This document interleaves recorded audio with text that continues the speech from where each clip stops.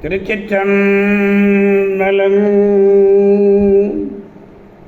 மெய்யடியார் பெருமக்களே, இந்த உலகத்திலே உள்ள உயிர்கள் அனைத்தும் நோயற்ற வாழ்வும் குறைவற்ற செல்வமும் பெற்று சீரோடும் சிறப்போடும் வளமாகவும் நலமாகவும் வாழ்வாங்கு வாழ வேண்டும் என்று வாழ்த்தி மகிழ்கிறேன். அடியேன் திருமந்திரச் சுடர் நன்னிலம் ராமசாமி. மெய்யடியார் பெருமக்களே, நீங்கள் நாள்தோறும் துயில் உணருங்கள், நற்சிந்தனைகளோடு எழுங்கள், நல்ல சொற்களை பேசுங்கள், நல்ல அருளுரைகளை எல்லாம் காது கொடுத்து கேளுங்கள், நல்லதையே செய்யுங்கள். இப்படி வாழ்வீர்களேயானால் உங்கள் வாழ்நாள் முழுவதும் நல்லதே நடக்கும், நல்லதே நடக்கும். திருச்சிற்றம்பலம்.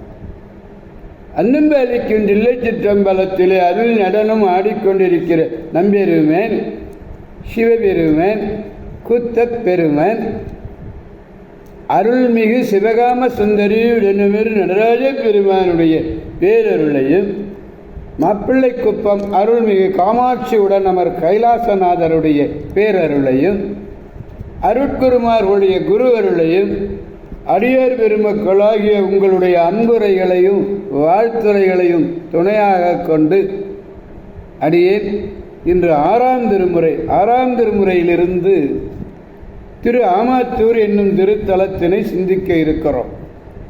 அப்பர் பெருமான் திருவதிகை திருவிரட்டானத்திலிருந்து பல்லவ மன்னனை சைவனாக்கிய பின்னர் பல தலங்களையும் வணங்க நினைந்து திருவெண்ணெய் நல்லூர் மேவி இறைஞ்சி அப்படியே திருமாத்தூர் சென்று பணிந்து பாடியது இந்த திருப்பதிகம். இந்த பதிகத்திலே ராவணனை பற்றிய குறிப்பு இல்லை. இந்த திருப்பதிகம் கடவுள் வாழ்த்து பாடான் பகுதியிலே கடவுள் மாட்டு மானிட பெண்டிர் நயத்த பக்கத்து பெருந்திணைன்னு ஒன்று இருக்கு. கைக்கிளை என்பது ஒருதலை காமம்னு சொல்லுவாங்க, பெருந்திணை என்பது பொருந்தா காமம் என்று சொல்வது. இங்கே கடவுள் மாட்டு மானிட பெண்டிர் நயந்த பக்கத்து பெருந்திணை என்று வகையாக அருளி செய்யப்பட்டது. துறை தேறுதல் ஒழிந்த காமத்து மிகுதிரம். அதாவது ஆமாத்தூர் இறைவர் அப்படியே பிச்சைக்கு வர்றார். அப்படி பிச்சை வருகின்ற பொழுது பிச்சை இடச் சென்று அவரை எதிர்பட்டு அவர் மீது விருப்பம் தோன்றி அவரது நோக்கினை தெளிந்து தனது நோக்கினாலே உடன்பட்டு அவருக்கு உரியவளாயினால் ஒருத்தி. பின்பு அவர் தன்னை வரையாது நீங்குதல் கண்டு, வரையாது திருமணம் செய்துள்ளாமின் பொருள், தன்னை வரையாது நீங்குதல் பொருட்டு தெளிவு ஒழிந்து பலரோடும் முறையிட்டு அவரை கூட்டுவிக்குமாறு வேண்டுகிறார்.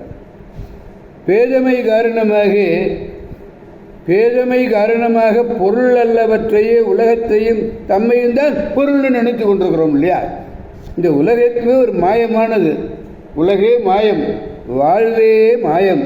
அப்படிப்பட்ட மாயமான வாழ்க்கையை நாம் ஒரு பொருளாக கருதி மருள்நிலை தமம் காரணமாக நீங்கி அருள்நிலை எய்திய ஞான்று இறைவன் வெளி நின்று அருள் பாலிப்பார். அது அருளே கண்ணாக அவனை அறிந்து அன்பு செய்து உடல் பொருள் ஆவி அனைத்தும் அவனுடையது தான். இந்த உடல் யாருடையது? பெருமானுடையது. பொருள் யாருடையது? பெருமானுடையது. ஆவி யாருடையது? பெருமானுடையது. ஆக உடல் பொருள் ஆவி அனைத்தும் அவனுடைய ஆக்கி தம்மை இழந்து நின்ற அடியார்கள் முன்னர் மறுநிலை தோன்றிய வழி அதனை பொறாது வருந்தி அது நீங்குமாறு இறைவனை அருள்விக்க அடியவரை வேண்டுதல் என்பதுதான் இதனுடைய உண்மையான பொருள். அன்பரை வேண்டுமாற்றினை எந்த இருப்பினும் ஆரூரவர் எம்மையும் ஆழ்வரோ கேளீர் என்று அருளி செய்தார். அப்படிப்பட்ட இந்த பதிகத்திலே மூன்றாவது பாடலை நாம் பெருமானிடத்திலே விண்ணப்பிக்க வேண்டும். கட்டம் கந்தாம் கட்டம் கந்தாம் ஒன்று கையில் ஏந்தி கடிய விடை ஏறி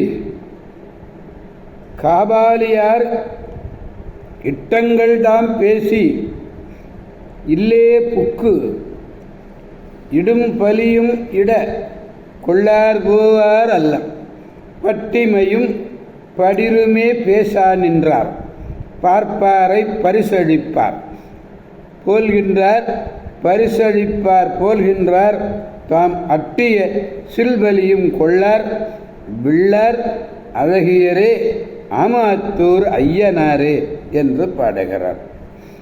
கையிலே கட்டங்கம் ஒரு படை, கட்டங்கம் என்பது ஒரு ஆயுதம். அந்த கையிலே கட்டங்கம் என்ற படையை ஏந்தி விரைந்து செல்லுகிறார். விரைந்து செல்லுவது எது? அவர் ஏறி வருகின்ற இடமம். அந்த விடையை இவர்ந்து ஒரு கூத்து ஆடுறார். என்ன கூத்து? காபால கூத்து. இந்த காபால கூத்து ஆடுகிற பெருமான் வேட்கை பொருந்திய சொற்களை, வேட்கைன்னா விருப்பம், விருப்பம் பொருந்திய சொற்களை பேசியவாறே வீட்டுக்குள்ளே புகுந்து, இல்லத்துக்குள்ளே புகுந்து அவர்கள் வழங்கிய உணவு இருக்கிறதே, அந்த பெண்கள் வழங்கிய உணவு, அந்த உணவையும் ஏற்றுக்கொள்ளாது, வீட்டை விட்டு போதலையும் செய்யாது, வீட்டை விட்டு போகவும் மாட்டேங்கிறாரு, அந்த பொருளையும் உணவையும் வாங்க மாட்டேங்கிறாரு. அப்படிப்பட்ட நெறிப்படாதனவும் வஞ்சனையை உடையனவுமாக செய்திகளையே பேசிக்கொண்டிருக்கிறார். தம்மை நோக்கும் மகளிரின் நிறை என்ற பண்பினை அழிப்பவர், தன்னை பார்க்கின்ற மகளிருடைய நிறை என்ற பண்பினை அழிப்பவர் போல காணப்படுகிறார். வழங்கிய செலவாகிய உணவுகளையும் அவர் ஏற்கவே இல்லை. அப்படி இயலாதவராய் தம் மனக்கருத்து இன்னது என்று வெளிப்படையாக கொள்ளாமல, இந்த வெளிப்படையாகவும் கூறல. அப்படிப்பட்ட கூறாதவராய் விளங்கக்கூடிய ஆமாத்தூர் தலைவர் மிக அழகானவர். இட்டங்கள்னா என்ன? வேட்கையோடு பொருந்திய சொற்கள். இஷ்டம்னு சொல்றதில்ல, விருப்பம். அப்படி சொற்கள் போவாரல்லர் என்று எதிர் சொல்ல சொல்றார். அப்போ இங்கே பட்டிமை என்றால் நெறிப்படாமை, படிரு வஞ்சனை, வஞ்சமனத்தான் படிற்றொழுக்கம் பூதங்கள் அழைத்தும் சொல்றார் இல்லையா திருவள்ளுவர் பெருமான். அதனாலே பேசா நின்றார் போல்கின்றார் என்பன. போகின்றானை கண்டேன் என்பொழி நிகழ்கால சொல்ல போல சொல்றார். அட்டிய இட்டேன்னு அர்த்தம். கொள்ளார் விள்ளார் என்றது பெயர்த்துறை. நீங்குகின்றார் என்பது எஞ்சி நின்று இவை அனைத்துமே வினைப்பெயராக்கி ஆமாத்தூர் ஐயனார் என்பதோடு இயைத்து பொருள் கொள்ளணும். இவர் அழகியவர். அப்படிப்பட்ட அருமையான ஒரு ஆமாத்தூர் பெருமான் பாடலை பெருமானிடத்திலே பாடி மகிழ்விப்போம். கட்டம் கந்தம் ஒன்று கையில் ஏந்தி, கட்டம் கந்தாம் ஒன்று கையில் ஏந்தி கடிய விடையேறி காபாலியார் இட்டங்கள்லாம் பேசி இல்லே புக்கு இடும் வலியும் இடக்கொள்ளார் போவார் அல்லர் பட்டிமையும் படிருமே பேசா நின்றார் பார்ப்பாரை பரிசளிப்பார் போல்கின்றார் அட்டிய சில்பலியும் கொள்ளார் விள்ளார் அழகியரே ஆமாத்தூர் ஐயனாரே.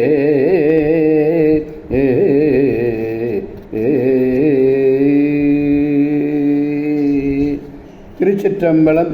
எனவே அடியார் பெருமக்களாகிய நாம் அனைவரும் திரு ஆமாத்தூர் செல்வோம். அங்கு அருள்பாலித்து கொண்டிருக்கின்ற முத்தாம்பிகை உடன் அவர் அழகிய நாதரை கண்டு அவருடைய நலத்தினை புகழை பாடி என்கடன் பணி செய்து கிடப்பதே என்ற வாக்கிற்கு இணங்க உழவார பணியையும் செய்து மனதையும் தூய்மைப்படுத்தி ஆலயத்தையும் தூய்மைப்படுத்தி அழகுற வாழ்வோம் என்று வாழ்விப்போம் என்று கூறி அடியார் பெருமக்களிடமிருந்து விடைபெறுபவன் அடியேன் திருமந்திர சுடர் நன்னிலம் ராமசாமி. காவாய் கனக திரளே போற்றி, கைலை மலையானே போற்றி போற்றி. மீண்டும் நாளை சந்திப்போம் அடியார் பெருமக்களே. திருச்சிற்றம்பலம். ஓம் நமச்சிவாய.